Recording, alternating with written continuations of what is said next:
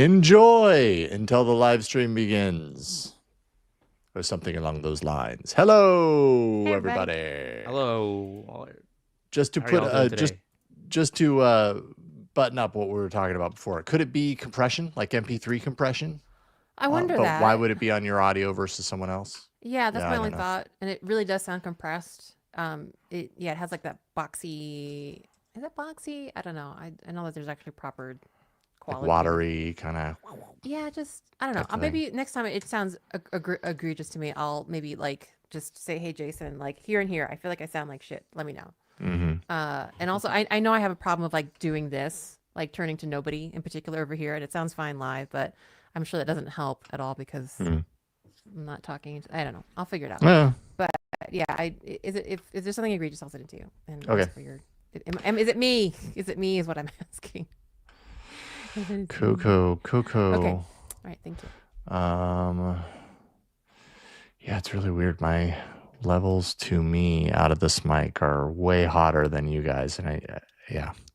People in the chat, good to have you here. If we sound out of balance, let us know, please. And Clinton, I finally got to check out your video of your arcade, your cruise arcade walkthrough. See, Frank says, is it just me or is Wynn a bit quieter than normal? So let me. She sells seashells down by the seashore. Hello, everybody. Happy Tuesday. It's You really do good. sound a little. I mentioned this before that she did sound a little quieter. Yeah. Especially compared to you, Jason. What's that? Especially compared to you, Jason. Especially compared to me. Sound fine. Like I'm super hot. Yeah, sometimes I notice my recorded audio is like too hot. Is like kind of a little like borderline clippy. Not Microsoft clippy, but kind of Actually, like. I mean, I never leave my volume at max. Like my PC volume right now is at 60 out of 100. But you sound fine to me, Jason, right now. I'm sure most people don't listen to max volume either. Yeah. Well, it's just if I push the level, at a certain point it hits the ceiling and it just starts to distort. And I hate when that happens because you can't really easily undo that. Jason, I am a bit louder than Mishaal and Huyen. Jason is the loudest. Okay, all right. I hear you. I hear you barking. Allow me to retort. Let me see here. I think Wynn's mic cut off. Uh-oh. She's not muted. She touched the wrong button. And she's clearly talking right now, but we can't hear her. I'm telling you, StreamYard, hire me on a contract basis. I'll be your, yes, that's the right kind of audio feedback that streamers want. Person. We can't hear you, Wynn. You're still not coming through. Did you make a change?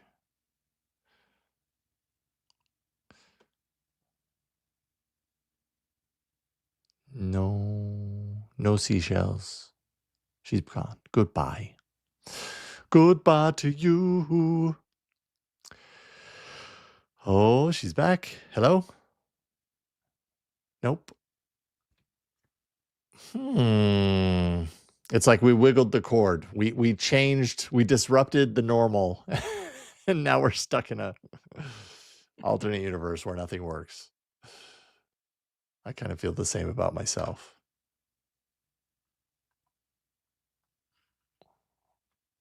We'll see. Was it a bad word, Clinton? You did lip reading on that last comment. I bet it was a bad word. Hello? Hello, and I'm in here twice. This happened on briefing recordings. Yeah, something about Firefox sometimes just feels like it just wants to ignore all my audio devices. Oh, weird. Usually it does that when I would cut out when I was at my sister's house and the Wi-Fi was bad. It decided just to cut out. I don't know, just then. And like Firefox, it's like it couldn't recover and refine the audio devices. Okay, I'm back. Hello. You are back, and I'm like boosting your audio to see if I can get it up. Hello. Up to the. I can turn the dial on this side. She sounds a lot better now. Does that sound better? Okay. I'm also talking louder out of desperation. Yeah. Okay. Yeah, I mean, I have that system I've used in the past, just such a pain in the butt. What I would love to have is like a dedicated machine for that up here, so I don't have to like drag things around and plug them in and hope they work when I plug them in and everything. But I don't have a dedicated machine for that. That's the problem. So anyways, maybe someday. Even quieter, but when's even... Well, yeah, but that was before I fixed it. I think now we've fixed it, right? 1, 2, 3, 4, 5. Hi, everybody. Happy Tuesday. Some more gain on win. Okay. I feel like offline we should just come up with like a system. We all have Audacity installed or something and check our mic volumes quickly before. Just so I mean, that works as long as the same... As long as the pathway is the same between the mic to Audacity as it is to the stream. And then even to the stream, then StreamYard has its own settings that can sometimes get all wonky. That's the problem, is there's too many different places where it like gets messed up. And so there's no real solid kind of like, way for it to be set and that it's the same. But I like the idea. I like knowing that when we get in the room that things are set up the right way.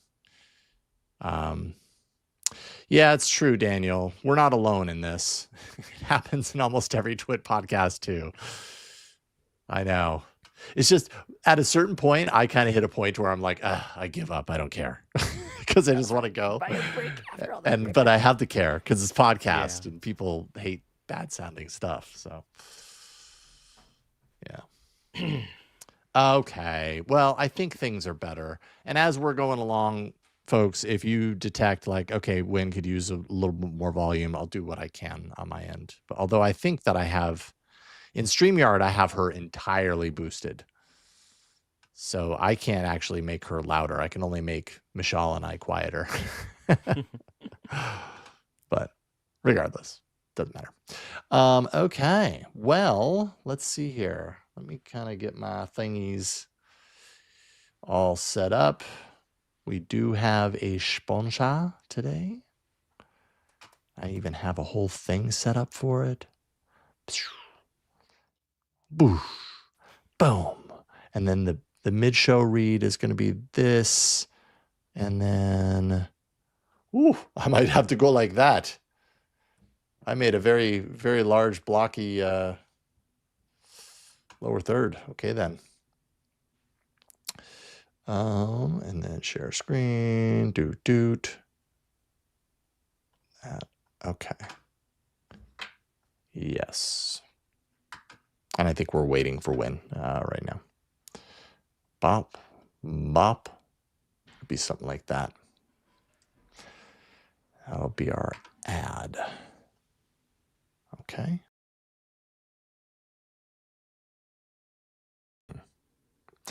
Looking good in the neighborhood. I'm going to go ahead and copy this.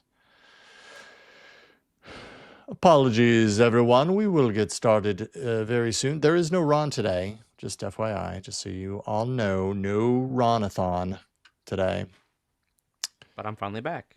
But you are back. Exactly. Mishaal's back. I was gone 2 weeks After ago a for couple a of movie. weeks, man. I was gone last week for Opera Browser Days, but now I'm back until I/O, which will all be there for. Yeah, and that's barreling down the pipeline at this point. 5 weeks from now, I think. Wow, I can't believe that we're also almost at I/O time again. How exciting! I'm looking forward to that. 5 weeks. Fantastic.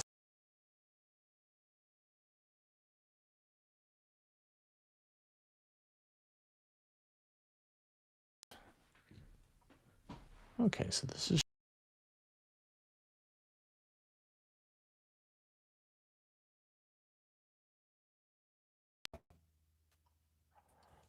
okay. Now I got it. Okay, so show us, show top. It's never worked so as well as it's about to today. I say before it all falls apart. I'm sure you'll do fine. Thanks. Oh.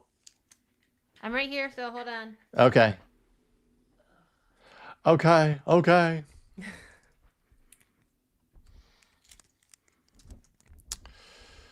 Find out more at bit.ly/Android Faithful. All right, I'm back. Yay. Oh. Hold on. I appreciate what you were going for, but that did not work. Scotch tape don't work. Scotch tape don't work. I didn't want to like use like the actual peely ones. Okay, that's fine. Test run. That's funny. Womp womp. Womp womp. Well, it was cute for a second. I appreciate the direction. I think that's a good direction for the future. Hammond's suggestion. I think it just needs something more than Scotch tape. Let me see. Thanks, guys. No, that just okay. That's off or on. I think it is like All right. Should we do this? Yes, let's do it. Yep. Let's do it. Okay. Do I have everything that I need? Probably not, but we'll find out. Okay, so I'm going to go ahead and let's see here, remove you both from the stage. And then I'll do the intro-y things and bring you in. So stand by. Boopity boop. I will go over here. Hopefully you can still hear me. I think you can. Okay. All right, everybody, stand by. We'll see if I can do this all myself. Last week, Ron read the ad, and I switched. So we'll see how this goes. All right, here we go. Let's see here. Sorry. Okay. This episode of Android Faithful is brought to you by the Square Mobile Payments SDK. Developers, now it's easier than ever to integrate the market leader for payments into your mobile apps. Find out more at bit.ly/AndroidFaithful.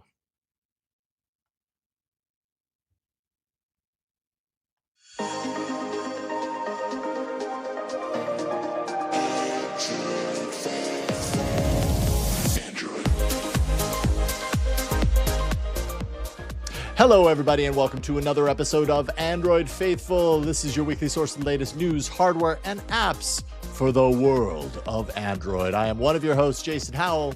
I'm another of your hosts, Quintuet Dow. I'm the third host, Mishaal Rahman, and I'm back. That's right, you are back. Welcome it's been a back. couple of weeks. Yep. You've had your Tuesday nights like normal civilians, non-Android Faithful civilians. How's that been? It's been nice. It's been nice. I mean, I don't mean that like I was happy to be away from you guys. I'm just saying like it's nice to be doing other things on a Tuesday night on occasion. Yeah, it's nice to get a little break. You know, so much exciting stuff happens on Tuesday nights. So, you know, it's nice to be able to tap back into that craziness, I'm sure. What were all the things that you were doing while you were gone? So 2 weeks ago, I went and watched a movie with some friends. Mhm. It was the 4K restoration of Princess Mononoke, if you're wondering. Absolutely fantastic movie. Very nice. And last Tuesday, I was actually just traveling. I was in Lisbon for Opera Browser Days. There's a lot of stuff from that event that I can't talk about yet, but some stuff that I can talk about soon. So expect to hear more. All right. Got that coming up. Lisbon. That's a place I'd like to travel to. Have you ever been there before? Nope, first time. No, right on. Sounds awesome. Okay, well, we got a lot of news. We got a lot of apps. We got a lot of hardware. Things to talk about this week. So why don't we jump right in, and we'll start with you, Win. I don't feel like I'm not going to play taps because I don't think it's necessary. No. But it is kind of sad. I feel bad really for sad. people. It is really sad. So the Information, which is a online magazine publication, I always get confused when someone says the Information says. I'm like, yeah, that's what Information does. It indicates something, but the Information is actually a publication. So the Information cites a, quote, person with direct knowledge of the situation reported last Thursday on April 10th that Google had laid off hundreds of employees in its platform and devices unit. So this is the division that we talked about a bit last year that was created when Google combined Android and Chrome with the hardware division, and all of this is being led by Rick Osterloh. So this kind of, you could see this coming because back in January, Google had sent out voluntary buyout offers to employees in the platform and devices division ahead of these now involuntary cuts. So the buyout was voluntary. These are obviously layoffs, unfortunately. And at that time, there were over 25,000 employees working for platform and devices. And in a statement basically commenting on this current round of cuts, Google says, quote, since combining the platform and devices teams last year, we focused on becoming more nimble and operating more effectively. And this included making some job reductions in addition to the voluntary exit program that we offered in January. Reuters did a quick write up on this, and they did note that many tech companies, big tech companies, have been shifting spending towards data centers and AI while, quote, scaling back investments in other areas of their business. So, I mean, I guess it's not too. I don't think this was much a surprise because obviously, when you're combining several divisions into one, there's going to be some redundancies in certain positions. So, I think, to be fair, that some reduction of force, if you want to use a little more cute euphemistic way of saying it, was necessary or possible, but this is disappointing. And I did see a few personal friends message and say, oh, thank goodness I wasn't laid off this time. But yeah, it's a Yeah. little sad, and yeah, never like to see that. But No. I don't know. Yeah, I mean, it's easy to jump to the, oh, well, what does this mean about all the things that they're working on? Android and Pixel. I mean, two things that are near and dear to our heart because we cover them closely on this show. But Clinton points out in our live stream chat that a few hundred out of 25,000, Clinton says, is not that much. And, again, if you're one of those few hundred, it really, really sucks for you. And I really do apologize that happened. But as far as what it says for the team in general, you're right. It's probably about redundancy. It's also about, like you said, AI. And this is yet another reason why there is a lot of negative sentiment towards AI. It's like, what? So you're getting rid of human jobs because of all the investment going into artificial intelligence. And I'm sure there's at least some truth to that within this story. But I think you can't just write it off as, a few hundred, or, you can't just take 100 divided by 25,000 and use that percentage to say, oh, it's actually not a lot of people, because all 25,000 of those people and platforms and devices, they're not working on the same thing. On these things. There's like 100 teams within that giant team. Yeah. Right. So without knowing exactly how many people from each individual team was cut, we don't know whether certain teams were impacted more than others. So, we don't really know exactly the scale of, what's been impacted. But yeah, when you're cutting a lot of people who a lot of them are probably working on important stuff, ostensibly some things are going to be slowed down as Google has to find, higher replacements or shift other people from other projects, or, reduce the scope of certain things. So things going to have to shift a little bit. But yeah, it's always sad to hear about layoffs. So, I always feel like it's a, if someone's being fired for cause, for performance, it's all on the employees basis. But like when you have big mass scale layoffs, it's generally more a sign of the management being the issue, right? Like that's something that should have happened in the first place. You shouldn't have been in the situation where you have to result in this mass firing and this laying off people. Unless the scenario around all of this changes dramatically. Yeah. You know what I mean? True. Like if business declines or the the current situation, shifts. The uncertainty. Yeah. Yeah. There are scenarios where it's more understandable when it's outside of really their control. But with a company as deep pocketed as Google, it's kind of hard to believe that to be the case. Yeah. I mean, there's a wasn't around of roles going on at Google. We've been talking about it all year. I think there wasn't Sissy, what's Sissy's last name? Sao. Sissy Sao just recently had kind of moved on from her position. She was very, very high up in a lot of things that we talk about around AI on this show. And there's and of course Dave Burke shifting out. I mean, there's just a lot of big name transitions happening, departments combining, and amidst all of that, it just kind of spells this bigger picture of Google really in many ways redefining how it does business in these particular areas, with AI being the kind of recurring theme running through it. And Google's not alone in that. All companies seem to be doing this right now. They're all making a huge bet that AI is as important as they believe it to be, and as a result, they're getting rid of certain things that they feel are redundant or unnecessary. On the other end of that.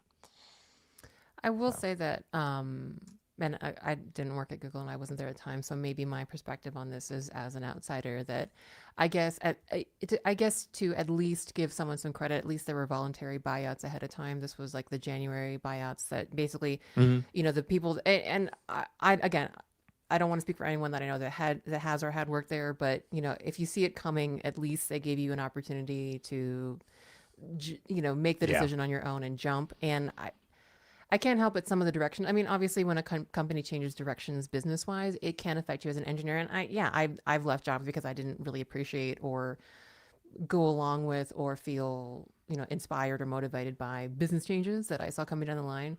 And so I guess in the very least there was an opportunity for employees to kind of, I don't know, have that opportunity to leave on their terms with some kind of package as opposed to just straight up layoffs, which we see at some other companies. And I mean, I have a lot of opinions about some of the other companies that have big layoffs, which are a little bit off topic, but we can give them that at least there was that for sure. But is it But really better?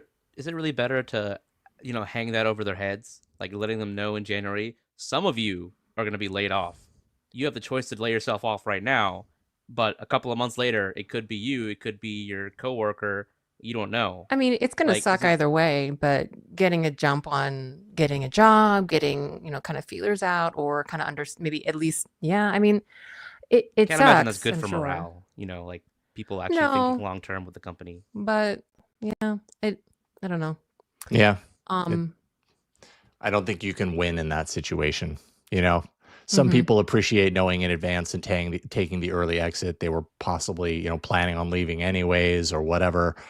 Other people, yeah, you're right. It kind of hangs over you, and it has the potential of polluting the workspace environment because every day is today going to be the day that the hammer drops. It's I mean, no I fun. do have friends who were surprise laid off, and I think that in and of itself is also pretty. I don't know. There's something to be said about being surprised by a large number of layoffs, especially and I feel like I can't think of any particular layoff in the past few years or any layoffs in general where we have like positive feelings about them, Mhm. or how many times we have seen a company where they've laid off a bunch of people and we say, well, and that was the right move, or we feel, like, oh, well, that was totally the right move. And it's kind of unequivocally like, they, sorry, just repeating myself. It was unequivocally the correct move. So I think it's always going to, I just think just layoffs in general are a morale pit. I don't know. I just Mhm. think offering someone a package and giving them an out on their terms is better than surprising people. But of course, there's always that surprise of who is actually going to get it. But so I know it's kind of odd to What I say. wonder about, and not to spend too much more time on this because we got a lot of other things, and this is really what we're talking about is like employment versus Yeah. Android at Yeah, this not point. touching. But what I wonder about is if you're given the early package, is it a better package than if you choose to stay and you get laid off eventually? Is it kind of like you know what I mean? And I don't know the answer to that, but it's always my curiosity in this situation. Is it if you choose to leave now, you get this, but if we have to lay you off later, you get this, and I don't know the answer. Um, I I mean, don't know how that goes. I guess imagine like you already see the company taking directions that you don't like, and you are thinking, well, maybe this isn't a place for me anymore. Mhm. It might make the decision easier for you to leave when you have a package as opposed to wanting to leave on your kind of own moral, personal standings. It might just help you, I don't know, Yeah, leave and make the decision for yourself. But that's a little different than layoffs, of course. But yeah, and I don't know. I don't personally know. yeah, Hopefully I it is don't either. good. I assume there's some And kind of hopefully legal they implication on that. all find a wonderful place to land because they're all obviously very smart. They worked at Google. So it's just a really kind of a strange job market right now. It So is I wish them all the very best. 100%. All right, Mishaal, what you got? In less depressing news, we have a new feature rolling out to Android devices via an update to Google Play services. So Google is actually rolling out a feature through Google Play services that if your phone has been locked and basically inactive for 3 days, your phone will automatically reboot. And the reason for this feature is to basically make your data more secure. So Android basically, since Android 7.0 Nougat, introduced a encryption system known as file-based encryption, where when you freshly reboot and boot up your device, before you unlock your device, all the data in it is fully encrypted. As in, if you try to extract it and you somehow got a full backup of the data partition, it would all be encrypted and scrambled and not readable. However, after you unlock it, then it enters the after first unlock state and the data partition becomes decrypted. So the purpose of this feature is that, if your phone has been left idle and locked for a period of time, your Android will automatically reboot itself so that it'll re-enter this before first unlock state where your data is encrypted. That way, if somehow your phone has been stolen, but it's being kept powered on because someone wants to run some forensics on it later, it'll automatically reboot itself, and then that data will be basically inaccessible to whoever wants to run some forensics on it. This is a similar feature. I think iOS does it every 4 days. They've had this feature for a while, and the popular Android-based operating system Graphene OS already implements it for their devices if you flash it onto their Pixel phones. But now Google is working on something similar for ostensibly all Android devices, although it's unclear exactly which OS versions will be getting this feature, because there were some hints within Google Play services that this will be tied to a new advanced protection mode API, which basically allows apps to tap into Google's advanced protection mode. So it's unclear if it's going to be Android 16 specific or it's going to be available on all Android devices, although there's nothing technically kind of limiting this to Android 16. It's just whether or not Google wants to do it that way. Right, right. I hope that they give you a little bit of control as far as like maybe even cinching that back. 'Cause 3 days feels like a long time to me. Like, you know what I mean? Like, I would probably put it at 2. I mean, it's conceivable that I might leave. Personally, I might maybe actually, now that I say it out loud, it's probably not conceivable at all, but might leave my phone untouched and unlocked for a day, for 24 hours. But probably unlikely for me in my own use case to do that for 2 days. And if it's an extra day, that's an extra day of potential insecurity. It'd be nice to have some control on that. We'll see. I'm sure they picked 3 days as after some research to be like, oh, this is the best balance for security and convenience, and not having to disrupt users who only occasionally use their phones or something like that. Yeah, that's true. So the other security feature that Google is working on is identity check. So this is a feature that's technically already rolled out if you have a Pixel or a Samsung phone on Android 15. But other Android devices like this Xiaomi 15 Ultra, for example, don't have this feature. However, once they upgrade to Android 16, this feature will become more available across the board. So what identity check does is whenever this feature is enabled, biometric authentication will be required to change anything like the display timeout or certain other security settings, or accessing your Google passwords whenever your phone is outside of a trusted location. So let's say a thief snatches your phone after they look over your shoulder and they see you enter your PIN. Well, because they have access to your PIN, they know your PIN or your pattern or your password, they can unlock your phone. But they don't have your biometrics because they don't have your face or they don't have your fingerprint.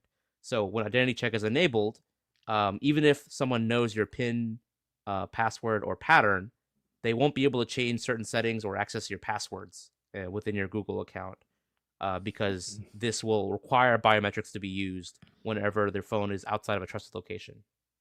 And as I mentioned, this feature is already available on Pixels and Samsung phones, but it's becoming more broadly available to other devices with Android 16. Nice. I think both of those are really meaningful changes. I like them both. I approve. Yeah, good stuff. Hey, how about a smart glasses palooza? It's a smart glass party told in three stages. Stage 1 is let me go ahead. Oh, I already had it up there. Android XR chief and friend of the show, you may remember from episode 75, Shahram Azadi wore Google's upcoming AR glasses on stage at the TED conference in Vancouver. This is apparently the first public appearance of the glasses. Yeah, and I was thinking about that. I was like, well, didn't they show it off at Google I/O? But they didn't. It was just that video that they played of the woman in the room, and then eventually she picks up the glasses. Pretty certain looking at these, because when you look at these glasses, you're like, wow, those just look like normal glasses on him. Like they do not look like, they do not stand out as particularly ugly or large and chunky or anything. They look really natural. And so I've been staring at them and like kind of replaying my December trip to Mountain View in my head and going like, are those the same? And I want to say that they are, because I remember when I saw the glasses in person, I put them on and like looked in the mirror. I was like, wow, this actually looks normal-ish, normaler than I've ever seen. So I think they're the same ones. He demoed them, in this appearance at the TED conference, doing live translation from Farsi to English, also scanned a book to show off its image recognition capabilities. Two things that I also experienced when I was there. So that was, kind of part of the demo. And cool stuff. I still, hold to the fact that when these things come out, they're going to be a big deal. I really think that they will be, because it was so well done, and the form factor, along with that kind of like monocular, yes, probably initially, but binocular approach in the lenses. I think people are gonna, once you put these things on, you're gonna go, okay, wow, I get it. Yeah, I think it was funny because last week we were trying to figure out what the deal was and when the glasses were, and then the next morning after we recorded the show, it was like, okay, here they are. All They're right, Google. Wednesday. Thanks. Google doing its Google thing. It's like, On okay, we Wednesday. watched Android Faithful. They talked about it. We can now talk about it publicly. Is basically what they did. That's how it goes.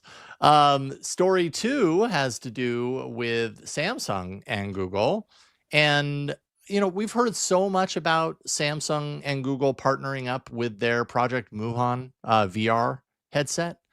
But I feel like this is the first time that I've seen someone actually report that the glasses that you just saw are a collaborative effort also between Samsung and Google. That's been my assumption, is that those glasses that I tried and that you just saw on Azadi were a Samsung Google collaborative effort, but they never said it when I was there. And I feel like reporting on it has never said these glasses are this. If I do recall, maybe I missed after it. Galaxy Unpacked in January, I think Bloomberg did publish an article where they did an interview that did mention that Samsung and Google were working on AR glasses. Okay, so they confirmed it then. Okay, yeah, I missed that detail, but I certainly hadn't heard it prior, and that was kind of a question that I had, was like, okay, is this a collaborative effort too, or is this just purely Google doing this? So it makes sense that it would be collaborative.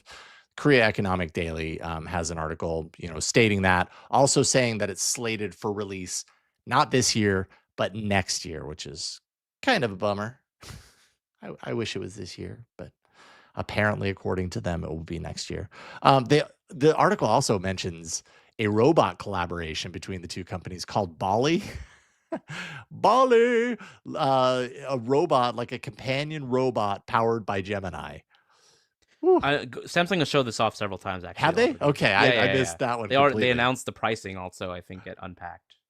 Powered by Gemini. Have we seen Bali? They announced it. Yeah. There's videos of it online. Oh, I don't know that I've. Okay. There's a lot of video. I think I have a video. Oh, interesting. How did I miss this? I completely missed this.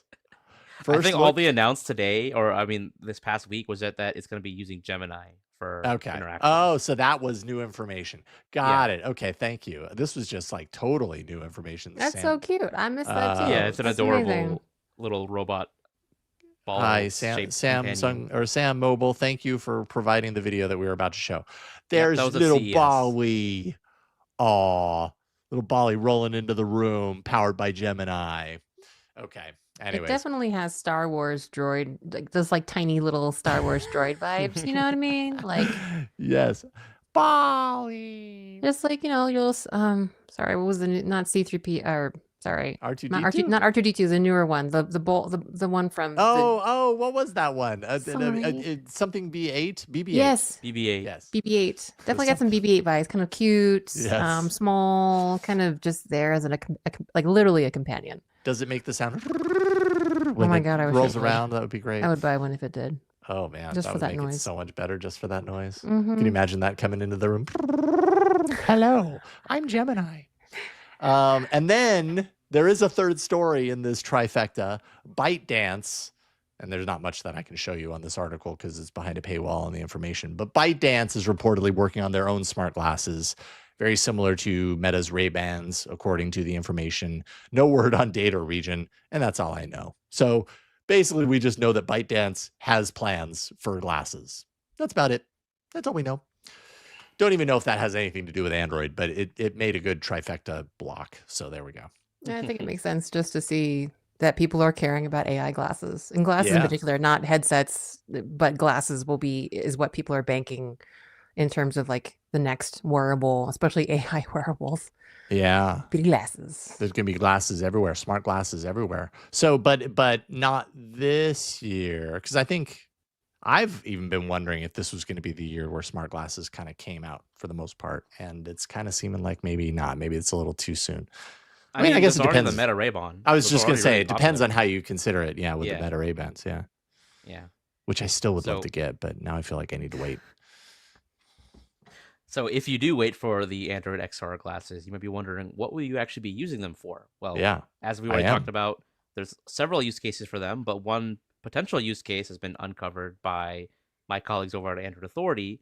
And it turns out Google is working on integration with Google Maps so that when you're using your phone to project its screen to Android Auto, there might be an option to actually project some of the navigation information onto your smart glasses.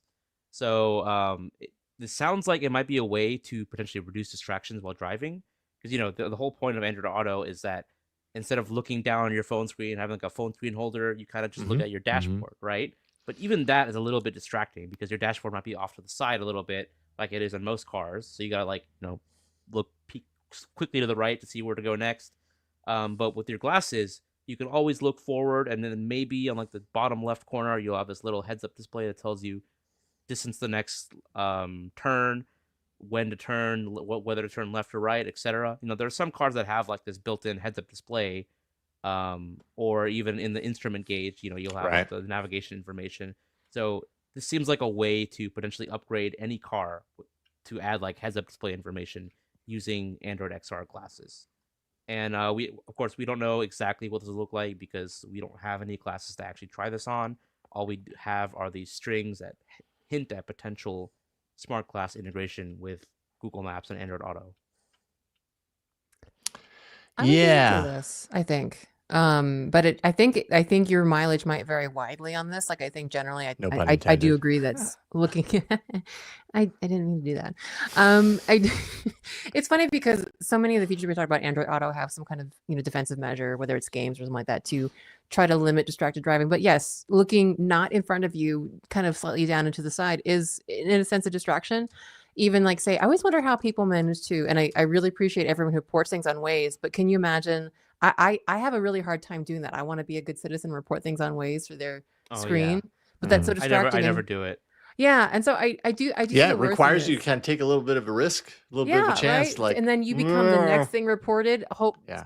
We pray not, but it just seems interesting. So I think that's why what attracted me to smartwatches, by the way, is that when I'm driving, when I didn't have Android Auto, at least then that's my wrist. So it's like the visual proximity is closer and closer. Yeah.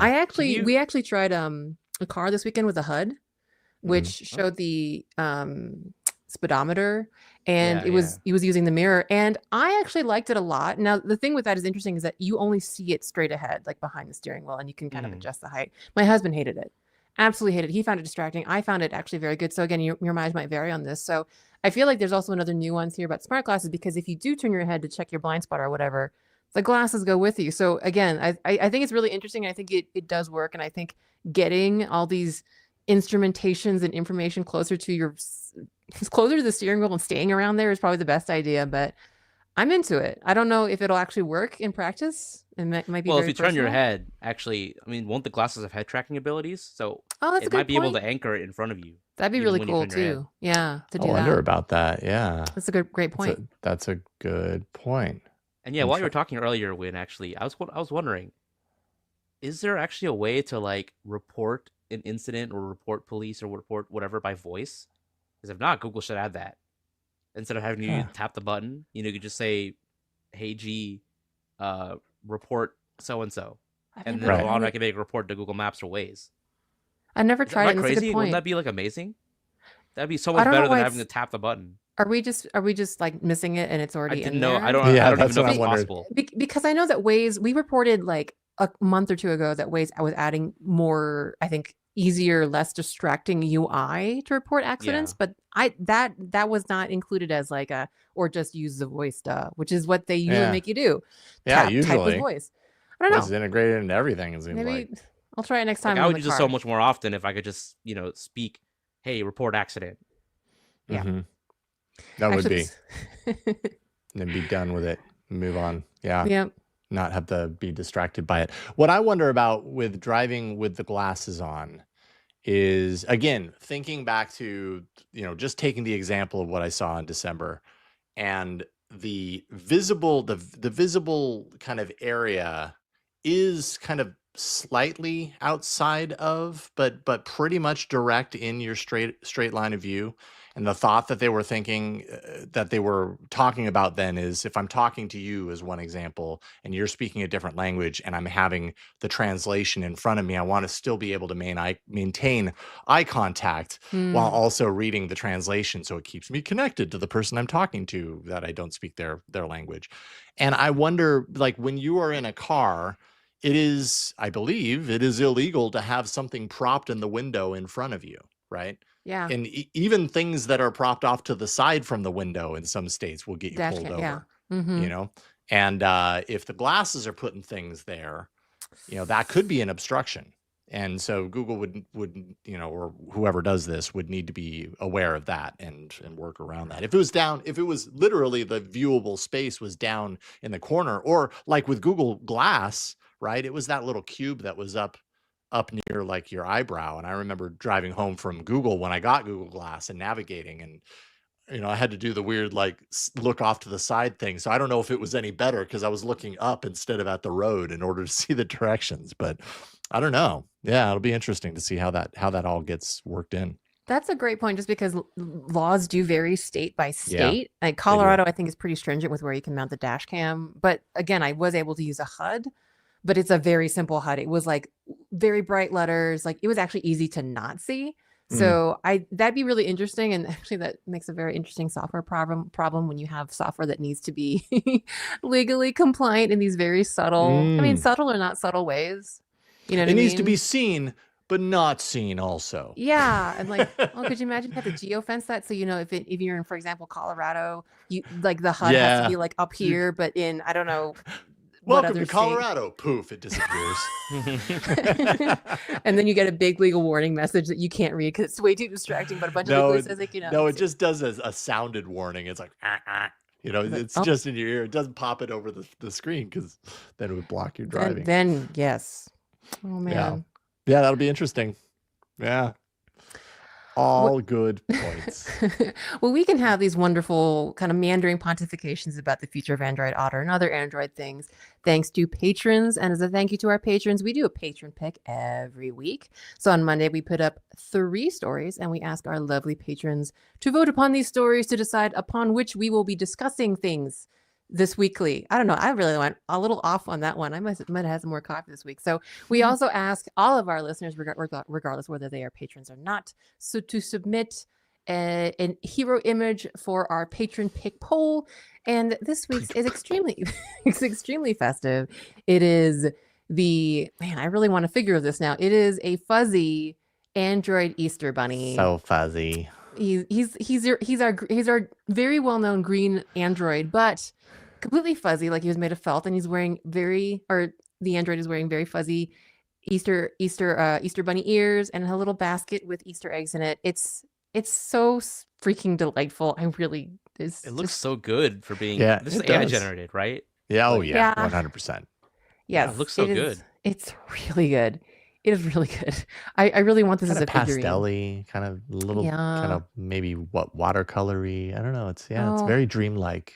I don't know if fuzzy is a medium that Andrew Bell over at Dead Zebra works in, but if he ever made a bunny like an Android bunny like this, I would buy it in a second. But regardless, thank you so much to. Okay, sorry. This is Cousin of Jaws. Cousin of Jaws. This is your creation, Cousin of Jaws, who joined us so many weeks.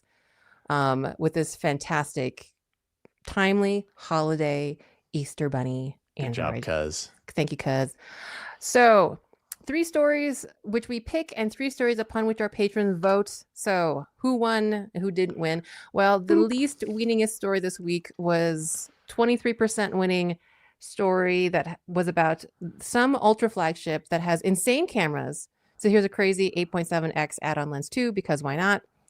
No idea what that is. Sounds a lot. Sounds ultra and sounds extra, but we can't talk about that. What we can't Oh, either talk about either for right now is 6 Firefox alternatives on Android that might just win you over. If you're a person looking to change your browser, that sounds like a good one. But what we are going to be talking about this week is that Google is working on an AI meme generator for Gboard, and it's horrible. It's horrible, which is, I big think, surprise. fantastic in its own right. Yes. So this write-up comes courtesy of the fabulous Kamila Wojciechowska over at Android Authority, who got their hands on a work-in-progress meme studio inside of Gboard, thanks to a source at Google. So the meme studio is kind of simple enough. You basically have this editor or this flow inside of Gboard. It allows you to pick a base image, and once you pick an image, you go into an editor, and it has like the very typical, big white impact font with the shadow, and you can add some text and post it for the lulz or for the profit. So there are 2 modes available. One is custom, which is very manual. You pick your own base image, you go into the editor, you can kind of sort of resize and reposition that big impacty text. You can add, like, I think, an extra caption, so you have one at the top, one at the bottom. Very, very, if you have memed in this way before. It's very, very straightforward.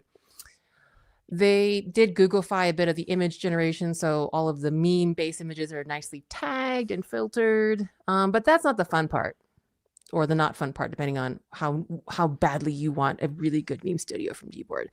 The fun part is the generate option. So that was the custom option I just talked about. There's also a generate option. So you provide Meme Studio a topic, a prompt, if you will, and it selects a base image for you and also generates captions. By the way, this is all done server side, so you need to be connected to the internet for this to work.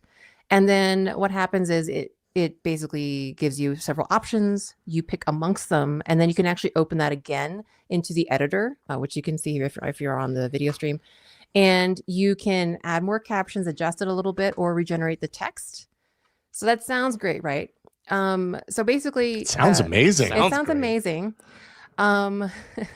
Wojciechowska found the tool to be a bit outdated and of questionable use and quality. Nothing that noting that, as a Gen Zer themselves, memes are pretty dynamic by nature and also involve meta humor, whereas the text that was generated kind of just seemed like, to be honest, just gobbledygook nonsense a little bit, just vaguely related to the theme prompt that you give Meme Studio. The base image very rarely seemed to fit very well. They're funny and so bad it becomes they're good. funny because they're way, bad. like, you They're have to not intentionally, funny like, you're because making clever. them to laugh at them, not making them to laugh with someone. They make no sense. They're not. Like, not you're sharing it with a successful, friend, so you both laugh at what just made instead of Yes. like, Right. it's I don't understand. You're why it's pointing and featured. laughing at the creation of the meme itself. Yeah. Yes. Then you are the actual meme.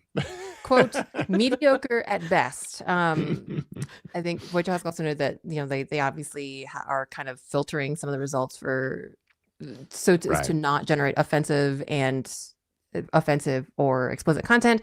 Although they did note also that it seems like the filtering is a little bit too strong. Like sometimes they would make innocuous requests and they just would be like, no, we can't do that. So it's definitely a work in progress. And I think we need so imagine a meme of a dog. No, not that one. A dumpster fire. Imagine a dumpster on fire. I think some kind of dumpster fire meme would be appropriate here because it just sounds like that. It just sounds like Google tried, but it's like they missed the message. Sorry, whoever's working on this. I know this is hard, but like the AI generated ones. Let's say the AI generated memes seem to miss the point of memes a little bit. I mean, to their defense, this is not released yet, right? This is not out. So this is a source that seeded an in development version, like a dog fooded version. So it's possible it might get better. You never know. You never know. The version you get eventually might be the best meme generator in the history of meme generators. I'm going to be honest. I don't think that'll ever happen because the thing with memes is they evolve so quickly and it's so tied to rapidly evolving culture, like references and things like that. And it just, AI is always lagging behind in terms of like its database and everything, right? Like everything it thinks it knows about memes, it's always like months old. And people move on so quickly with references and jokes and things like that, that it's just like, it's never going to be up with. It's not going to keep up with the times. It's Yeah, always going to be outdated, old references. LLMs are true. pattern matchers. So it's very attuned to basically doing what it's seen before. And then usually they have a little bit of non-deterministic element in there to kind of randomize it just because they want LLMs to be human and humans are inconsistent. So there you go. That doesn't seem like a good recipe for clever viral, the successful kind of virality that people want, not the bad virality from being so bad. They were like, oh my God, did you see this shit? Yeah, and like a lot of memes are like, they're like layers, like several layers deep. Some memes versus like all the memes that an AI model will generate are going to be like surface level stuff because it's not going to have the context to layer things on. No. Yeah. Totally agree. 100%. Well, the other part of it is pretty cool though, like the ability to custom, use like a base image and then create something that'll be helpful. You don't have to go on some website, third-party website to do that. It's just built into your keyboard now. Yeah, and you didn't need AI for that, to be honest. I think I just let people work, let people do the memes.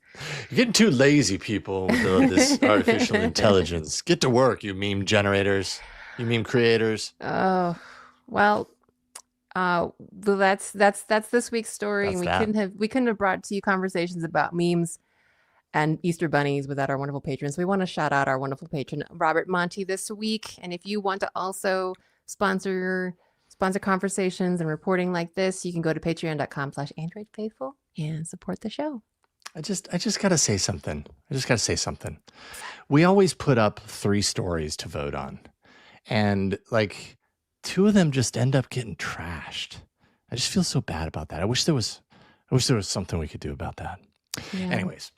All right. Well, it is time to take a break. And on the other side of this break, we've got hardware news to talk about. We've got app news to talk about. So much to talk about. But before we do, I want to thank the sponsor of this episode of Android Faithful, and it is Square. Square Mobile Payments SDK. Pretty awesome stuff. You've definitely heard of Square.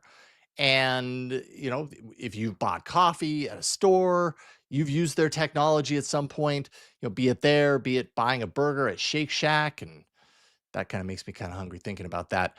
But I'm going to distract myself with the Square website, which is where you need to go to check out their Square Mobile Payments SDK. Square is the cloud-based point-of-sale system that's been used by everyone from small businesses to enterprise level to enable flexible implementation of tools to fit each business, and is the U.S. market leader for point-of-sale systems, processing more than $200 billion annually. Square has some exciting news as they've recently launched their free mobile payments SDK for developers.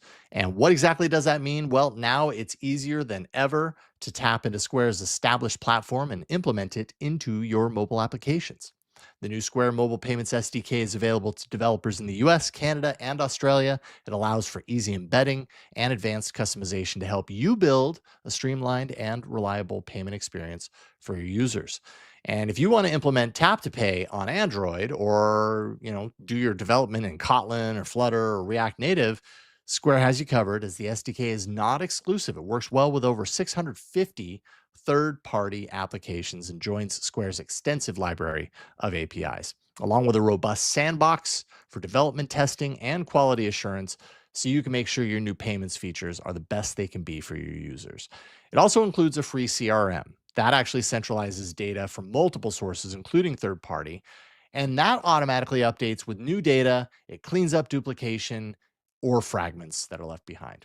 Developers, you do not want to miss out on the leading payments provider in the business. That is, of course, Square, with Square's Mobile Payments SDK. And you can get all the information and so much more at bit.ly/AndroidFaithful. That'll take you right to this page. That's bit.ly/AndroidFaithful. Check it out for yourself. We thank Square for supporting Android Faithful and for providing the Mobile Payments SDK for making developers' lives just a little bit easier. One more time, that's bit.ly/AndroidFaithful for more information about Square's Mobile Payments SDK. And we thank Square for their support, for having you all on board. It's great to have you here. All right, worked that time. Okay, so let's get into some hardware, the hardest of hardware. And I like hardware stories where phones do things that you don't see very often. And it kind of seems like this Honor phone called Power, which I guess Motorola uses the Power moniker too from time to time, but Power is bringing some power, at least in the realm of battery life. 8,000 milliamp hour battery. So, if you like a phone that lasts longer than an iPad Air 11 2025, apparently this is a larger battery than even the iPad Air tablet. And it's less than 8 millimeters thick. So I looked that up, and that's like it has over twice the battery capacity of the iPhone 16 Pro, wow. and it's thinner. Wow. So like that's crazy. That is crazy. Wow. Okay. I want to see more of this. Yeah, we need more silicon carbon batteries in all the devices. We're assuming that it's silicon carbon. I mean, I would assume that too. Is it saying it's got to be something like that? It can't be a regular lithium-ion battery. Yeah, but I don't know what it could be, because I don't make the assumption now, because when I was at Mobile World Congress and I was playing around with that Techno Spark Slim, I specifically asked them. I said, "So this is silicon carbon, right?" And they're like, "No." I was like, "Really? Okay, then how do you do this?" And they wouldn't tell me. So I don't know. Maybe it is, and they just, or maybe I was talking to someone who didn't actually know. But I made the assumption, they shot me down. So I don't know. Yeah, be curious. This feels like the next battleground for smartphone Cold Wars, because last week we talked about a OnePlus phone that had, not the same, but 6,000 milliamp battery at 185 grams. And I even like last week, I was like, this is not a freaking TARDIS phone. Now we've got 8,000 milliamps. 8,000. How many gram phone? It's a small. I assume it's very small. It's very small. So, yeah. I love the opportunities this like the silicon carbon battery, if that is using that kind of technology, what it unlocks. Like we're seeing this kind of device where it's not really much thicker or even thinner than most devices on the market today, but it has a way bigger battery.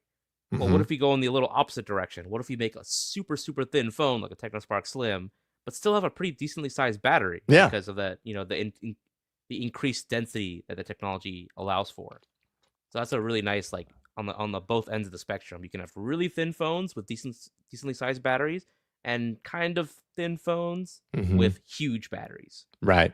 Well, if you have the really thin phones with decent sized batteries, you get the other benefit of having a foldable in your pocket when you sit down. So there's that. That's nice. Maybe not really. Maybe not actually. Foldable. But hopefully less explodey foldable. Yeah, that would. Oh man, could you imagine? Yeah. Pricing converted, by the way, because this is just pre-orders in China on the 18th. $270 baseline for if it was converted to American dollars. So there you go, inexpensive. I have reached out to Honor to say, hey, I would like to play around with this phone. I have not heard back. We'll see. What else we got, Mishaal? Speaking of OnePlus. All right, so this is not the kind of news you want to hear if you were looking to buy a OnePlus Watch 3 in the US, because OnePlus has dramatically hiked the price of the Watch 3. So for a bit of context, they originally announced the Watch 3, I believe in February, and we reviewed it, and I still wear it like pretty much every day. It's a fantastic watch. Like I highly recommend it. Probably the best battery life on any Wear OS smartwatch out there on the market. Out there, yeah. But it was a great value, great device at its original launch price, which was $329.99 in the US. However, shortly after launch, OnePlus pulled pre-orders. They pulled the device off the shelves because it was discovered that there was a typo on the back of the watch. Instead of saying made in China, it said Meda in China, MEDA. And to rectify this mistake, they had to pull all the watches off the shelves and go back to the factories and correct it. Well, in that time period, the Trump administration, the world changed. Has been kind of going on this roller coaster of will they, won't they slap tariffs on China, and they did, and as a result, because OnePlus had to remake all these watches and now have to import them back into the United States, they've had to eat a lot of those tariffs. I mean, that's the growing theory. OnePlus, when they were reached for when we asked them for comment on why the OnePlus Watch 3 now costs $499.99 in the US, which is an over 50% increase from before. When we asked them why it now costs that much, they said basically they had no comment. But the leading assumption is because it's tariff related. I mean, what else could cause a 50% increase? Like, that's a crazy big jump. Yeah, although that's a pretty quick reaction to something that is really a moving target right now. There's that too, right? Like a lot of people. I think a lot of companies have been kind of like quiet about it because they don't want to like draw the attention of the administration, or they don't want to draw any negative press on themselves. A lot of companies we saw with Apple, if you've been hearing the news, they literally flew in as many iPhones as they physically could from India to avoid the China tariffs, right? So like a lot of companies are trying to get as much inventory into the US as they can before they have to pay the tariffs. OnePlus unfortunately couldn't do that because ironically they had to fix a typo that says made in China. And because of that, they had to presumably eat these tariffs. Well, you can still get the OnePlus Watch 2, which also has an incredible battery for $300. That's true. So there's still that. They're still selling that through the site. So this is an interesting question now that I think about it. Like OnePlus Watch 3, like I gave it, on our site, I gave it a 5 out of 5 stars. I was like, there really aren't that many devices that come along that I'm like, I have no complaints here. Like this does everything I want it to do, and it's great. And this is one of those products that really did that. If I probably would have given it 4.5 stars out of 5, just because I always feel weird about giving a full 5 on anything. Yeah. But still, at that price especially, it was like no brainer. But $500 is a pretty steep price for a wearable like this. Yeah, I don't know. I think it changes. I don't know anymore at 500. Also, just because of how volatile the tariff situation is, I would just say just wait it out. Yeah. Honestly. And if you got to get one of their wearables, I think the OnePlus Watch 2 is still a phenomenal watch. Like it still is a very good watch. The battery difference between the two watches, it's like it's there. Yeah. But it's still amazing on the OnePlus Watch 2. It's a full day. Like the Watch 3 has a full day better battery life than the Watch 2, but the Watch 2 still beats almost every other Wear OS watch in terms of battery life. Absolutely. So for $300, yeah, I'd almost say with the price hike, just go for the 2. Kind of doesn't make sense. Or just wait it out. Or wait it out, yeah. I will say, kind of relevant to how other manufacturers are dealing with tariffs, I got an email from Lightphone in the last week. The Lightphone 3 being the anti-smartphone, dumb phone, like digital detox phone that no one wanted, that unfortunately, like the other 2 stories today, got voted off the island when it came to patron picks. But for what it's worth, I got an email from them saying that, okay, yes, tariffs, and that they are going to, and it was a positive email just saying that whatever, for example, people like me who pre-ordered it, they're not going to change the price. They're going to eat whatever the loss is. Right. On any like kind of any imports tariffs that they have to pay, and that they had been planning to relocate their production this summer. So what they're going to do is like they got in as many as units as they could, and unfortunately, if you kind of didn't, if you were just in that cutoff from when the inventory that got in before they have to now move their production, then I think they said it'd be delayed by 8 weeks. So anyway, in a positive note, I guess give some props to Lightphone for not passing on, unfortunately, the tariffs to pre-orders like me. I guess your mileage might vary on that, given that the phone itself is up $100. I paid a bit less in pre-order for it, but it's just interesting to see what different strategies is. Like, for example, again, they kind of detailed in the email that they sent out pre-order folks, like that, like they are basically moving production and how that's going to impact their production and assembly down the road. So I mean, this is just another of those impacts, right? That yes, there are options. People can, companies can move manufacturing production, but it takes time. And they said they were already planning to do this. So I don't know, just interesting to see how these kind of chips are falling for different manufacturers. But thanks, Lightphone, for not charging me more for a phone I already pre-ordered. Yeah, no kidding. Curious to hear about what you think about the Lightphone too. So whenever I get it, talk about it. Yeah, whenever that happens. But you do have the Pixel Watch 3, and you love it. I do. And now we have details about the Pixel Watch 4. Yeah. So OnLeaks is back at it again. The OnLeaks folks that always have like renders of pixels and other things for us. This time they're partnering with 91 Mobiles to give us a 360-degree video of a potential Pixel Watch 4 design. And I think sort of along the theme of a lot of this generation of Pixel devices that we've been kind of taking leaky peekies of, There's not a lot different, but there are a few things that I think honestly the Pixel Watch 4 differences as are in this render are probably the most noticeable or most notable. The design is generally the same. It's still a circular design, very similar to the Pixel Watch 3. It is a little bit thicker, and this actually kind of makes me kind of the hairs on the back of my neck stand up in a bad way, because I loved how thin the Pixel Watch 3 was at 12.3 millimeters. And that was kind of a selling point, because I know, like, for example, like Flo and me were like thin wrist crew, so not having something really chunky is important to us. The Pixel Watch 4 as rendered in this leaky peaky is 14.3 millimeters, so 2 millimeters thicker, which I guess in most things in life is not that thick, but I mean, for a watch, for a smartwatch, that's quite a bit. It kind of gets back to, like, I think Pixel 2-ish thickness.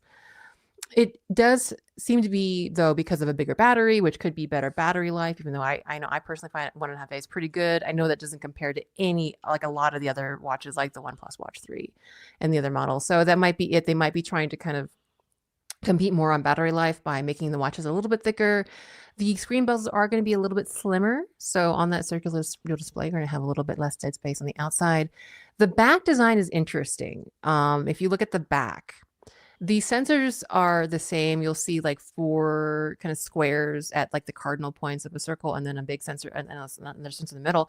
What's missing are the 4 charging pins that are on the back of most Pixel watches. So this might be hinting that there's wireless charging coming to the Pixel Watch 4, which would honestly be amazing. Just because while it's not hard to charge a Pixel Watch, it's not always the most convenient thing, because that little proprietary charger is kind of a pain in the butt.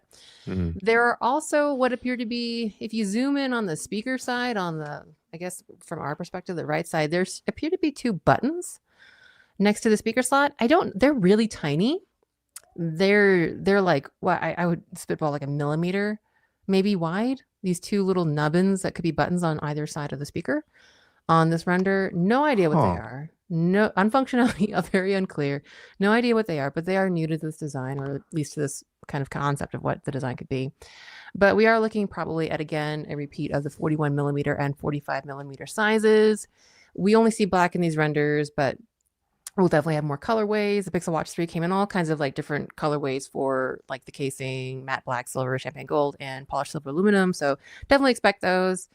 And this watch is expected to feature a new chipset. The current model uses Snapdragon W5 Gen 1. And for how accurate these renders are, and whether it does have wireless charging or not, and what processor it ends up with, we'll just have to wait later this year when this and the rest of the Pixel 10 get announced. But those are your first leaky peakies of the Pixel Watch 4. I do wonder what that slot is. For a second, I was like, oh, maybe it takes like a SIM card, or they said it was a speaker. Yeah, and I don't have my Pixel Watch 3 in front of me. Yeah, I don't either. But or I don't have my Pixel Watch 2. I don't have the 3. I don't know. Are those really, because if those were buttons on the sides of that slot, they're very tiny. They're like a millimeter. Yeah, they don't look like buttons. Yeah, they don't look like buttons to me either. Maybe they're like kind of like little latchy things, or I don't know. That's really interesting. Yeah, it's very peculiar. Very peculiar. Like maybe it's speakers, because like. Yeah, I wish I had mine. It's like upstairs. I'm looking at my OnePlus Watch 3. I don't even see where are the speakers on this thing. Let me see. Underneath the crown is a little. Actually, now that I see the speakers on this watch, those are probably speakers. Okay. Let's see if I can get it.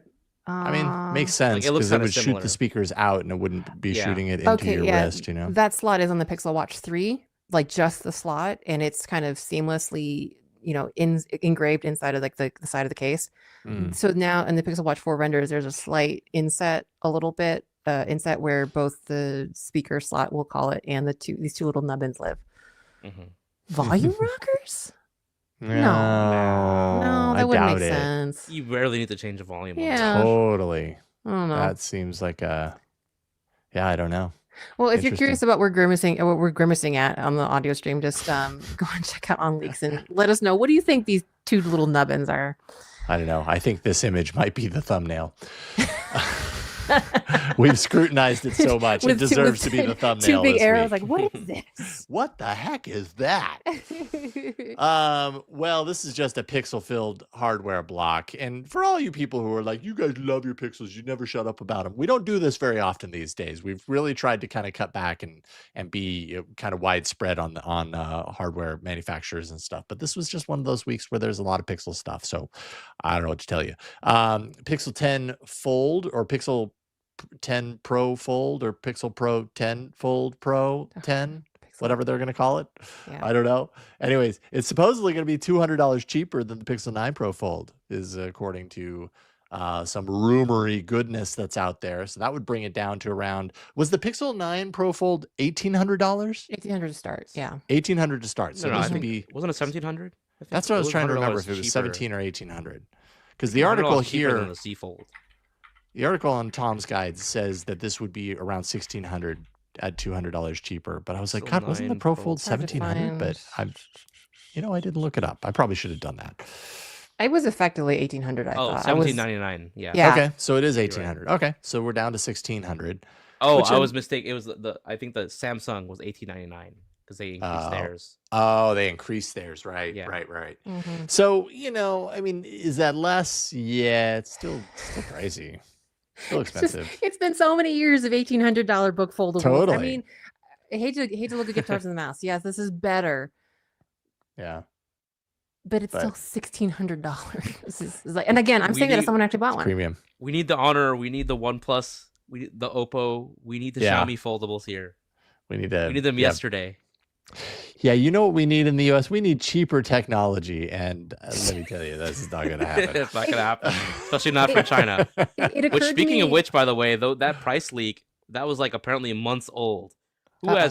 Who knows if it's Who gonna knows be now? hold up Yes. true. Yeah. Who knows now? Yeah. Google's We're like, in a we never completely officially different said it. economic environment. We could Oh. totally just undo that decision. Well, behind the door. doesn't it seem pressing now that OnePlus decided to nix the OnePlus Fold 2 this year? Like, didn't that just Yeah. seem like now in retrospect smart of them, because now they can just, whatever their next device is doesn't get like burdened by all of this tariff pricing, yada yada yada, like I Sturm mean, and Drang. maybe it still And then does, next but year, to be prepared for it. yeah, I don't know how it's going to shake out. Not an Yeah. economist. Keep No saying, one not an knows. economist. But whatever the That's the thing. situation, hopefully will be stable. Whatever it is next year, then maybe they'll be in a position to release a OnePlus Fold 2 without having people worrying about, well, how much is it going to cost? Like, really though, and then having to back out of it, like, or increase prices like the OnePlus Watch 3. Yeah. Anyway, Yeah, so much uncertainty in the world of technology pricing right now. We don't know a single thing about where this is all going to end up. It's going to be interesting to see. But I can tell you real quick before we venture out of hardware that, and we're talking about Pixel, we're talking about the amount of money that it costs to get devices these days, and time again, the A series is just, I feel like, a pretty dependable mid-range device in the category. Google does a great job, and I got to spend some time with the Pixel 9a. In fact, I have it here. Oh, and Mishaal, you've got it in the peony color, such Pank. a Yep. wonderful pank Pank. color. Yeah, it's a very vibrant, nice looking phone. oh my God, it looks Anyways, good. I'm not going to get into a full review right now because I have a full review. If you go to my YouTube, you can see me staring at you like that before I hit the play button. Reviewing the Pixel 9a in the mountains of Colorado, because I traveled out to Colorado to visit my friend and friend of the show, Shannon Morse. And so we did a versus video on her channel, Pixel 9a versus 8a. And then on my channel, I did a full review. And we're doing a giveaway. And I'm saying this right now because you need to jump through some hoops, but just go to one of our videos and watch the whole video. The information for the giveaway is there. You need to do this before this Friday because I'm announcing the winner this Friday. So if you want a Pixel 9, that is not the one that I have in my hand. This is the one that Google sent me. We're actually buying a new Pixel 9 to give away. And you can enter to Pixel win 9 it. or 9A? You're giving away. 9a. Did I say 9? Okay. You're saying 9 a bunch. Oh, sorry. 9a. I'll go back and erase all the times I said 9 with AI and make it say 9a because that's Use what I the was talking audio about. magic eraser. I don't think it works like that, but No, but that would be really handy, right? At this very moment right now, it would be very handy. So yes, I meant 9a, the device that I have. And I mean, I will say one thing, the design is, I feel like I'm still really uncertain on the design. I'm still kind of like, if this was any other phone, I'd be like, oh yeah, I like that. But because it's a Pixel, I immediately have just like a reaction of like, oh, but I missed the bar. But that's me. I know I've already heard from a ton of people that are like, get rid of the bar. I hate it. I like it for two reasons. One is that you can put your hand pretty much anywhere on the back now. That's true. A lot of phones you got to rely on there being a kind of sensible place to put your hand, with the camera bump might get in the way. This is like anywhere. Number two, it lays perfectly flat on a table. Yes. Which is really nice. It's so underrated. We used to have that used to be a normal thing for phones. Just lay flat. And now you kind of expect phones to wobble and jiggle around when you put it down. I do not expect this to be a trend that goes into their premium phones. Oh yeah, absolutely. And I've heard people like, yay, Pixels are gonna not have the camera bar anymore. And I don't think it works like that. The sensors in here are small enough to be able to fit inside the design of the body. And I do not believe that if you are getting the pro level devices with their larger cameras and larger sensors and everything, you need that extra space. It's just physics. It's just physics. So yeah, you can't fit it into the tight space. So, but I mean, do they change the look after the 10? Like we already know from leaks that the 10 is going to look not like this, but with the normal camera bar Pixel approach. 9 phones. Yeah. But, beyond that, I don't know. Maybe it's just an A series thing. This is what differentiates the A series from their Pro line, is that they do the inset camera thing. And I'll say one thing, it's a very nice phone overall. Great value at $499. Yes. But if you're in the US, given all the economic uncertainty with the tariffs, if you're looking to buy a new phone, you might want to get one of these while they still have inventory in the US. Yeah. Right now versus later, you never know. I will point out, it's really weird. The 8A is still for sale through the Google store for $499. So Google is selling both the 8A and the 9A for the same price right now, $500. Don't know why. They changed the price on the 8A in overseas markets. They didn't in the US, and I wonder why that is. I don't know, but it's weird. Pricing is just weird right now for phones. Anyways, there you go. Check out the reviews. And with that, let's take a quick break and then come back. And boy, if you don't like AI, I'm sorry, because this app segment is pretty much all Gemini. That's coming up here in a second. I shouldn't have said that, because those of you that don't like Gemini just like tuned out or fast forwarded. And that's not what I wanted you to do. There's really cool stuff here. I promise. Starting with you, Mishaal, what you got? So earlier today, Google finally rolled out the ability to access its VO2 state-of-the-art text-to-video generation model through Gemini.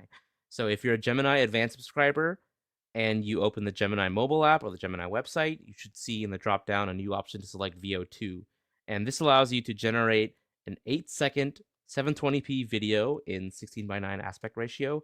Basically anything you want. Just type whatever or speak whatever prompt you want. And so long as it doesn't violate Google's content policies, it'll generate it to the best of its ability. And obviously, the more details you share, the better results you might get from it. I had early access to it as a beta tester for it. So I was able to test out a whole bunch of scenarios. I tested out 20 different prompts. And I was really surprised by the overall quality of the videos generated by it. Like, everything looks, compared to that monstrosity of that infamous Will Smith eating spaghetti video, like what we get today with just a simple prompt, a man eating spaghetti, as Jason is showing right now, looks so much more realistic.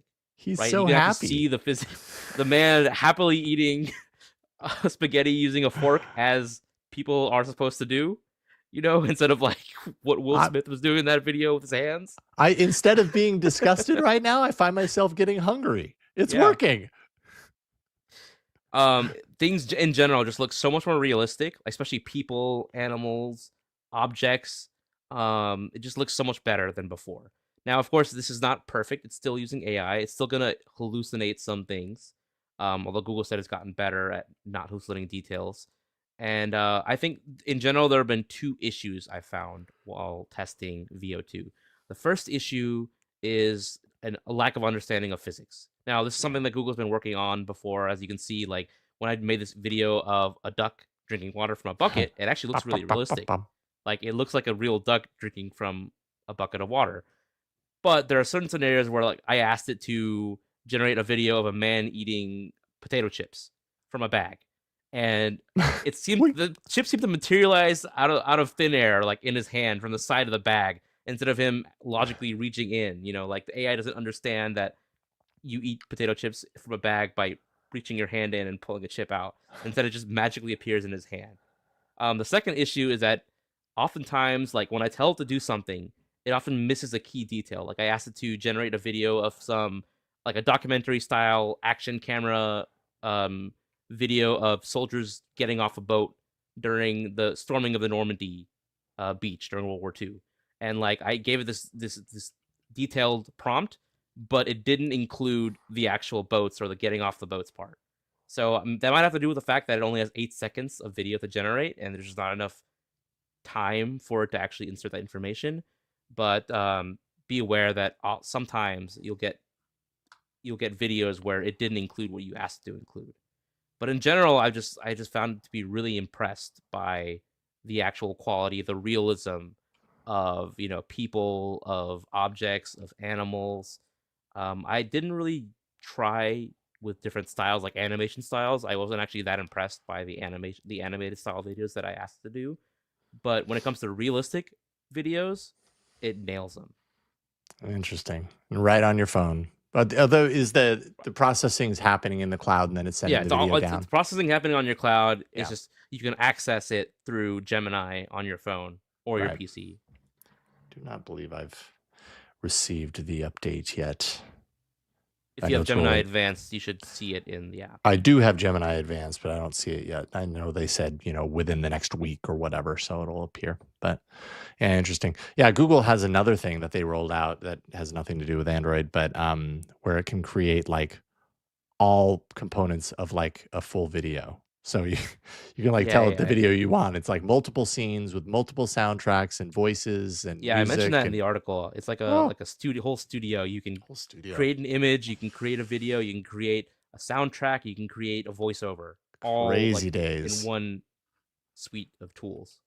That's just nuts. And yeah. I mean, remember a couple of years ago, this video product was, these video products were a web only, pay for sort of thing. And I guess this is still pay for, but it just shows how fast this stuff is, getting kind of put into a much more accessible package that you can just do it on the smartphone on a whim. Yeah. And remember, we came from Will Smith eating spaghetti very badly to this. We came from a mountain of nightmares in the form of spaghetti. Yes, indeed.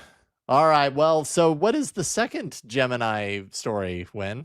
I feel like this feature is a little more widely loved. I guess, a little more widely loved and has some success in its circle search.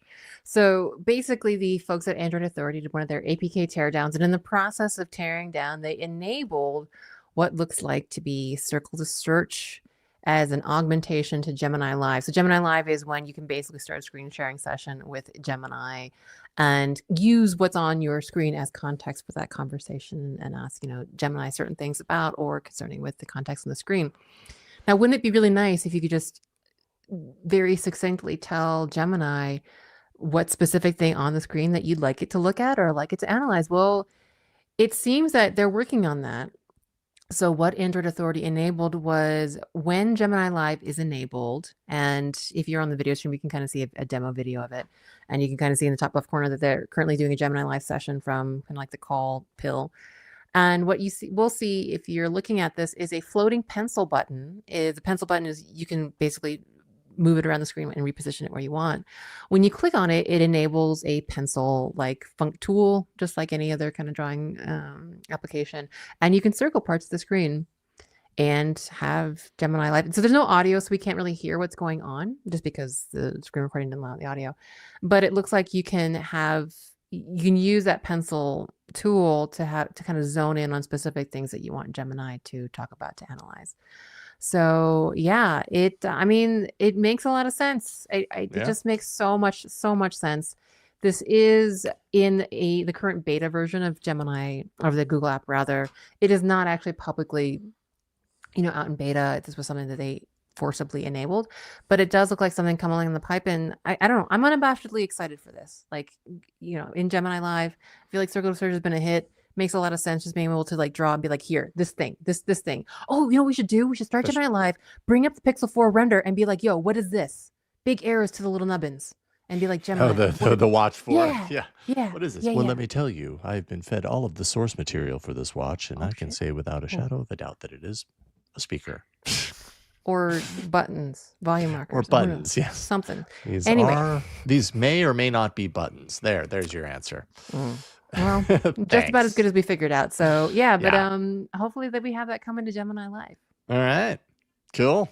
Yeah, and like Perplexity is bringing Circle to Search into their Android app, so it's kind of a thing. I mean, it kind of really ties into the whole idea of multimodality and where these models are headed, anyways, right? Like, not to keep bringing it up, but like the glasses, like, or I think it was actually Project Muhan. You could have the pass through, and you could literally do Circle to Search in the room and be like, oh, that book on the on the bookshelf. It's a great way of telling these systems exactly what you're asking about. So humans are multimodal, so makes sense. Yep. Well, okay, we promise that you are only halfway through the Gemini news. Gemini is inching closer to its arrival on Wear OS as a replacement for Assistant. We kind of knew this. Some teardowns have alluded to this happening. 9 to 5 Google has an APK teardown where strings have appeared to basically say things like Gemini is now on your watch, and you're using Gemini on your phone, and now it's the assistant on your watch. To talk to Gemini, hold down the side button. No, that would be that wouldn't be the speaker. Anyways, or just say, hey, G, and apparently, hey, G will summon Gemini and on your watch instead of assistant. So there you go. I feel like we kind of already knew this, but this is just more indication that it is happening.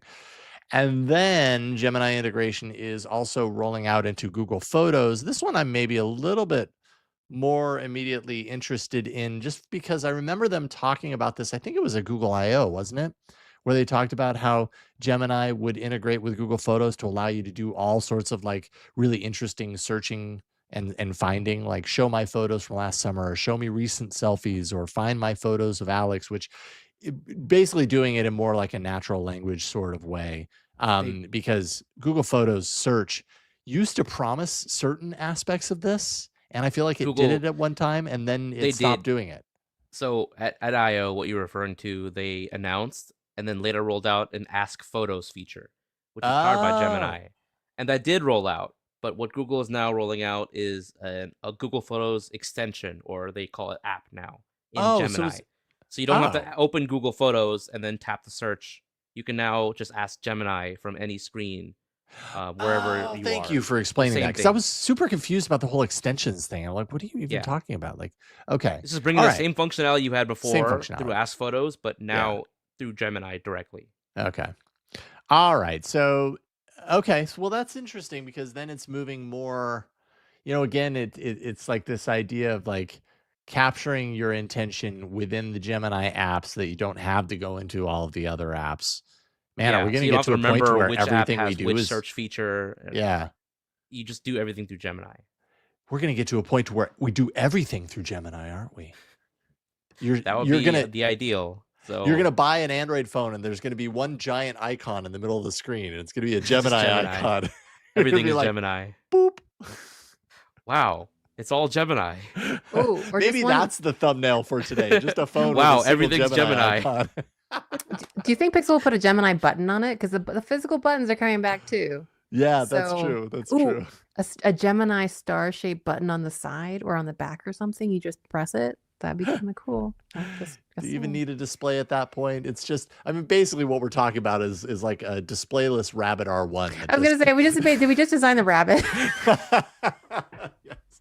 It's all, and then this is going to be like the Google Glass effect, right? Like Google Glass is so ahead of its time that everybody pointed and laughed at it. And now we're like, oh, now I understand. It's going to be the same thing with Rabbit R1. I'm going to keep holding on to my device. Maybe someday it'll be a collector's item. I doubt. Well, I mean, this kind of just circles back to the argument that it should have just been an app, right? Yeah, if Gemini is actually going to be like right? that, Totally. then yeah. Yeah. All right. Well, that's what we got for the Gemini news. We've got one email, a very good email, and then we'll round things out. Over to you, Mishaal. All right, so we have an email coming in from Michael O, who wrote in to say, "Hello, AF crew. I wanted to get some suggestions about item trackers on the Android platform. I believe that Samsung makes one, but ideally, I don't want to be logged into the Samsung ecosystem, and something that'll work on Android as a whole. From a rudimentary Google search I did, I found the Chipolo 1 point, but it's sold out at the moment. I would appreciate any suggestions or alternatives to this category that the show can provide. Thank you. Very respectfully, Michael O." So there are a couple of options if you want to use an item tracker that's compatible with your Android device. As you rightly mentioned, Michael, one of the best options are Samsung trackers. However, they are locked to Samsung Galaxy phones, but there is actually an application, and I don't know how long this will work, but there's an application made by a friend of the show named Kieran Quinn, who made an application that allows you to use Samsung Galaxy smart tags with any Android phone. And it does work. I have tried it. It supports a lot of different features. So if you do have a Samsung Galaxy smart tag and you want to use that with your Android phone, this is how you would do it. Unfortunately, it is true that Samsung smart tags are still the best option, even compared to other item trackers that are compatible with Google's Find My Device network.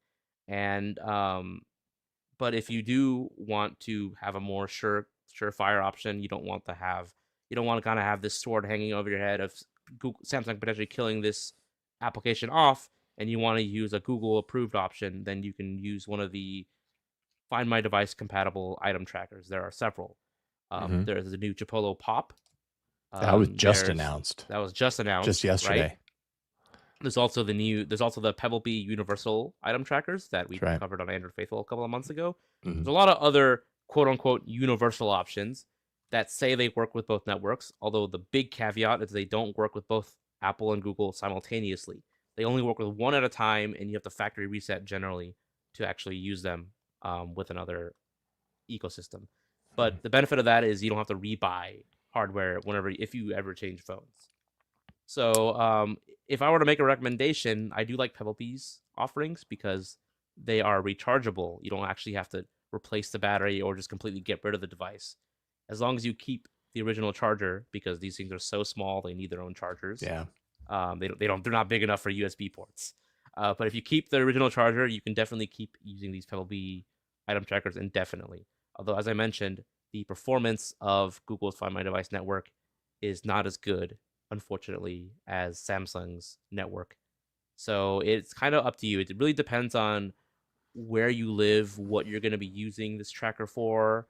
If it's like for tracking your objects in high density urban areas, then Google's network should work really well, especially in Europe. But in a lot of areas, in low density areas in the US, where a lot of people are using iPhones or they don't have the with all the less stringent setting enabled in Find My Device, then you may struggle to get a lot of pings on your device. So it really depends on where you are, what you plan on using this for. Excellent. And I just realized Michael O'Hara is in our live chat. He says, thanks for going over all those options. It'd be for tracking car keys and for travel. So, in general, like I mentioned, Samsung's network still does perform better than Google's overall. Is that because there's more people using it? There's or just it's more a people, better built system? There's more, generally, like the number of people who are using Samsung phones is still really high, no matter where you go, well, right? That's true. And also there's also a lot of people who have opted into Samsung's smart tracking network. Okay. Like Samsung's network uses a similar default option as Apple's does, where they don't require multiple devices to ping in order to update the location. So that's why it performs generally better than Google's network. So I mean, they're not. If you were to get like one tag, experiment with this app, I would say it's a pretty good option. Like it's not a huge investment to get like one Galaxy smart tag and like one Pebble Bee tracker. See what works better for you, and then go from there. Okay. Well, there you go, sir. Michael, thank you for writing in, and thank you for being here to get the live answer. Y'all can catch us live on the DTNS YouTube page, by the way. We do this live every Tuesday evening. So thank you, Michael. Thank you, everybody, for emailing contact@androidfaithful.com. Send us your emails, and we have fuel for future episodes. We'd love to include you. And that is it for this episode. We promise that Ron, unless something random happens, Ron will be back next week. But because this is musical chairs, Huyen, you will not be on the show next week. That's all right. See, this is why we have four people here. We can do this. We can be all sorts of different configurations. Huyen, why don't you tell us what's going on in your world? What do people need to know? I'm an Android developer. I recently started a full-time position at Netflix. But Good yeah, job. I've been an Android developer. Thank you for 13 years. You can find my stuff, talks, code, videos on my website, randomlytyping.com, and find me on the interwebs at Queen Code Monkey, and specifically on Blue Sky at queencodemonkey.dev. But that's me. Yeah. Thank you, Huyen. So great to have you here. We will miss you next week. Mishaal, back this week, and hopefully next week as well. Where can people find you? So I'm on a lot of different social media platforms. You can find all of them on my Linktree page, which Jason's showing off now, which is linktree/Mishaal Rahman. I am continuously posting news about a variety of different topics, all about Android. So I have a lot of things in the pipeline, especially as Google is preparing to release Android 16 and then moving on to Android 17. A lot of interesting stuff that Google is working on that I am constantly scouring through builds to find out about.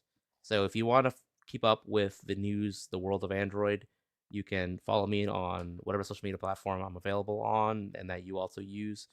And if you want to support the work that I do, you can go to my Patreon page, which is at patreon.com/Mishaal Rahman.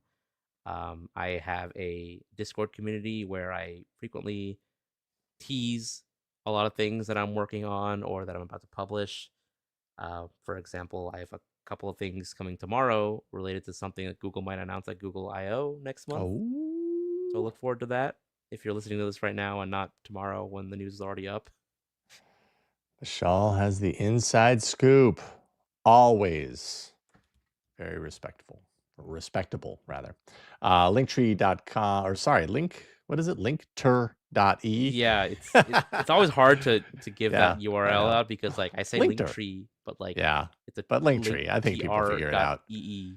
Yeah. /Mishaal Rahman. Thank you, Mishaal. Good to see you. Good to have you back.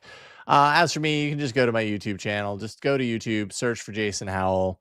Actually, I should also say, if you go to AI Inside Show, because I'm really proud of this week's or last week's episode, we had Jan LeCun on. Jan is basically the AI, the lead of AI at Meta. He's kind of a big deal at Meta. And we had him on talking about Meta's open approach to artificial intelligence and everything. It was just a wonderful conversation too. You can go to YouTube and just do a search for AI Inside Show, or go to AIinside.show, which is the webpage that takes you to the podcast, and check it out. I think you'll be interested and entertained for 45 minutes from someone who's big name. Yeah, Good job. People call him one of the godfathers of AI. So it was a wonderful conversation. We just had a great time. So anyways, that is it for this episode of Android Faithful. Love being here each and every Tuesday evening. Thank you so much for joining us and for participating. If you're here for the live show, we super appreciate you and your support in any way that you can give it. Patreon.com/AndroidFaithful. If you want to financially support the show, you can do that there, and you get some perks, and you probably want to sign up. You will probably want to sign up for that soon, because we have some news coming for patrons. So, get signed up. You'll see it. And for everyone else, just go to androidfaithful.com. You can follow everything that we do there. And I think that's about it. We'll see you next time on Android Faithful. Bye, everybody.